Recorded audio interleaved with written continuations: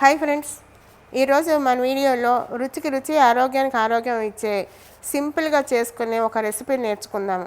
అదేమిటంటే పొట్లకాయతో పెరుగు పచ్చడి. చేయడం చాలా ఈజీ, కానీ టేస్ట్ చాలా బాగుంటుంది. దీన్ని పిల్లలు పెద్దలు అందరూ తినొచ్చు, ఈజీగా డైజెస్ట్ అవుతుంది.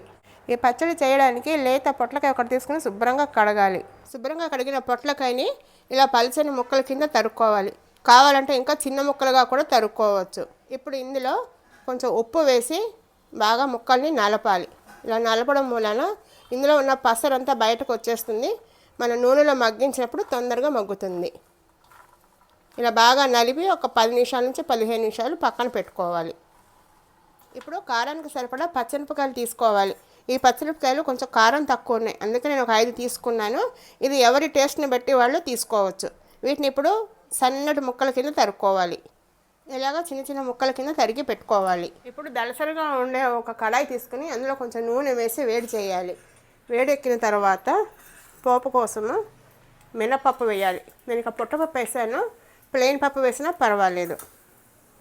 అలాగే కొంచెం ఆవాలు, జీలకర్ర వేసి ఎర్రగా వేయించాలి.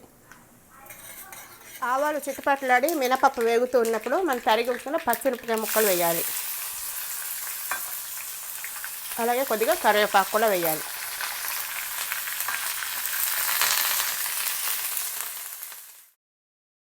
పచ్చిమిరపకాయలు వేగి కొంచెం రంగు మారుతూ ఉన్నప్పుడు ఒక 1/2 స్పూను చిల్లీ ఫ్లేక్స్ వేయాలి. ఈ చిల్లీ ఫ్లేక్స్ వేయడం వల్ల పచ్చడికి ఒక మంచి ఫ్లేవర్ వస్తుంది. ఇప్పుడు మనం ఉప్పు వేసి నలిపి పెట్టుకున్న పొట్లకాయ ముక్కలు ఉన్నాయి కదా, ఇది ఇప్పుడు ఇందులో నలిపి వేయాలి. చూసారా, నలిపి రసం వచ్చేస్తుంది. ఇప్పుడు ఈ ముక్కల్ని పిండి ఇందులో వేయాలి.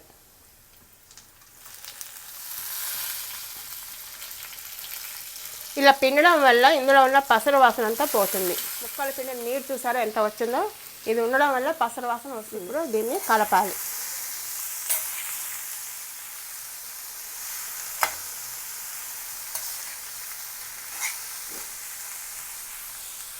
మూత పెట్టేసి సిమ్లో మగ్గించుకోవాలి, మధ్య మధ్యలో కలుపుకుంటూ. ఒక 5 నిమిషాలు అయ్యాక మూత తీసి కలుపుదాము.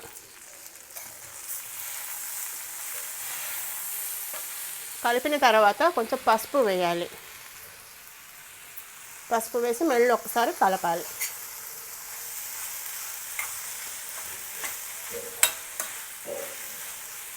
మళ్ళీ మూత పెట్టి మగ్గించుకోవాలి. మగ్గిపోయి ఉంటుంది. ఒక్కసారి మూత తీసి కలిపి కట్టేసుకుందాము. కట్టేసే ముందు కొద్దిగా ఉప్పు వేద్దాం. ఆల్రెడీ మనం ముక్కలు నలిపినప్పుడు వేసాము, దాన్ని బట్టి వేసుకోవాలి.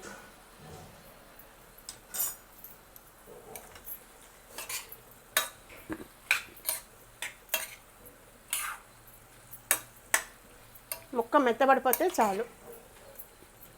ఒక్కసారి చెక్ చేద్దాము. ఇంకొక 2 నిమిషాలు మగ్గించుకుందాం.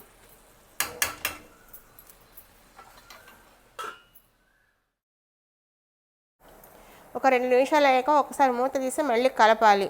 ముక్క మెత్తబడింది అనుకున్నాక టమాటా ముక్కలు, ఒక టమాటాని చిన్న చిన్న ముక్కల కింద తరిగి వేయాలి. ఇది పూర్తిగా ఆప్షనల్, ఇష్టం లేకపోతే వేయకపోయినా పర్వాలేదు.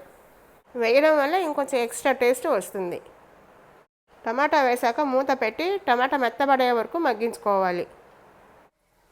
ఈ పొట్లకాయ పచ్చడిని చాలామంది చేస్తూనే ఉంటారు. ఒకవేళ ఈ వీడియో చూస్తున్న వాళ్ళు ఎవరికైనా తెలియకపోతే తప్పకుండా ట్రై చేసి మీకు ఎలా వచ్చిందో కామెంట్ బాక్స్లో పెట్టండి.